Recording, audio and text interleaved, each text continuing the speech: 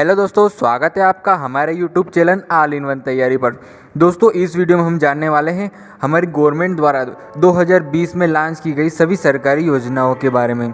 तो दोस्तों, यह पार्ट 2 होने वाला है। पार्ट 1 हमने पहले ही अपलोड कर दिया। आपसे रिक्वेस्ट है आप पार्ट 1 भी देख लीजिएगा। दोस्तों, आपसे एक और रिक्वेस्ट है, इस वीडियो को अधिक से अधिक लाइक करिए और अपने दोस्तों के साथ शेयर करिए। साथ ही आप चैनल पर पहली बार आए हैं तो प्लीज़ इस चैनल को सब्सक्राइब कर लीजिए। तो चलिए दोस्तों, ये आपकी एग्ज़ाम के लिए काफ़ी ज़्यादा इंपॉर्टेंट है, इसलिए बिना देरी किए शुरू करते हैं हमने कुछ योजनाओं के बारे में पार्ट 1 में पहले ही चर्चा कर ली थी और यह पार्ट 2 है। तो इसमें हम स्टार्ट करने वाले हैं आज पीएलआई योजना से। तो दोस्तों, पीएलआई योजना क्या है? तो केंद्र सरकार ने 11 नवंबर 2020 को भारत की विनिर्माण क्षमता और निर्यात को बढ़ाने के लिए फार्मास्यूटिकल, दवा और ऑटो कंपोनेंट और ऑटोमोबाइल सहित 10 प्रमुख क्षेत्रों के लिए उत्पादन लिंक्ड प्रोत्साहन, जिसे हम पीएलआई के नाम से जानते हैं, तो पीएलआई योजना को मंजूरी दी है। इस पीएलआई योजना के तहत जिन 10 क्षेत्रों को कवर किया गया है, केंद्रीय मंत्री प्रकाश जावड़ेकर ने मीडिया ब्रीफिंग के दौरान यह बताया कि हमारी अर्थव्यवस्था में यह कमी है कि भारत में विनिर्माण जीडीपी का केवल 16% है।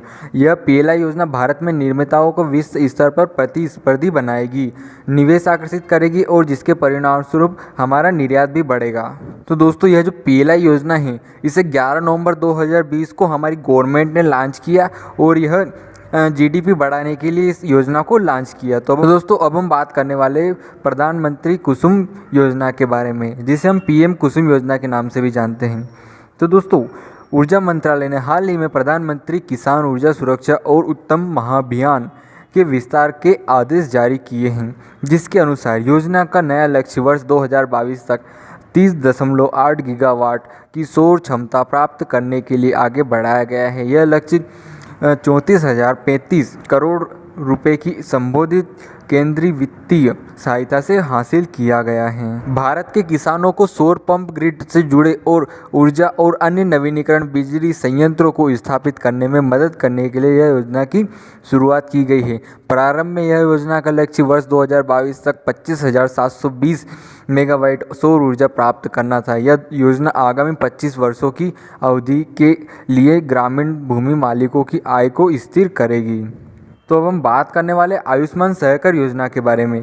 तो यह जो योजना है, इस योजना के अंतर्गत एनसीडीसी सहकारी समितियों को 10,000 करोड़ रुपए का ऋण बांटेगी और समितियां उससे स्वास्थ्य सुविधाएं स्थापित करेगी। सरकारी चिकित्सा केंद्र को मजबूत प्रदान करने के साथ साथ सरकार ने सहकारी संस्थाओं को भी मेडिकल कॉलेज और अस्पताल खोलने की अनुमति देने का फैसला किया है।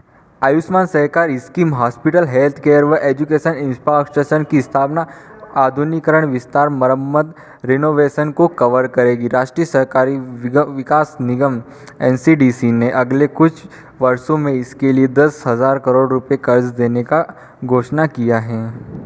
तो दोस्तों, अब हम बात करने वाले स्वामित्व योजना के बारे में। तो प्रधानमंत्री नरेंद्र मोदी ने 11 अक्टूबर 2020 को लोकनायक जयप्रकाश नारायण और नानाजी देशमुख की जयंती पर स्वामित्व योजना की शुरुआत करने की घोषणा की और दोस्तों, इसे लागू भी कर दिया गया है। तो प्रधानमंत्री ने इस मौके पर कहा कि आज आपके पास एक अधिकार है, एक कानूनी दस्तावेज है कि आपका घर आपका ही है और आपका ही रहेगा। स्वामित्व योजना पंचायती राज मंत्रालय की योजना है। प्रधानमंत्री ने 24 अप्रैल 2020 को राष्ट्रीय पंचायती दिवस पर इसकी शुरुआत की थी। तो दोस्तों, याद रखिएगा 24 अप्रैल को पंचायती राज दिवस मनाया जाता है। तो इस योजना का उद्देश्य ग्रामीण क्षेत्रों में घरों के मालिकों को अधिकार संबंधी रिकॉर्ड से संबद्ध संपत्ति कार्ड उपलब्ध कराना है। इसके दायरे में लगभग 6.62 लाख गांव आएंगे। तो दोस्तों, याद रखिएगा कि स्वामित्व योजना का जो शुभारंभ है वो 11 अक्टूबर 2020 को किया गया, जो कि हमारे पीएम श्री मोदी जी ने किया। और इसका जो योजना का जो मेन उद्देश्य है वह यह रहेगा कि लोगों को अपनी संपत्ति का मालिकाना हक प्रदान करना। तो अब हम बात करने वाले इंदिरा रसोई योजना के बारे में। तो दोस्तों, राजस्थान सरकार ने 20 अगस्त 2020 को इंदिरा रसोई योजना की शुरुआत की।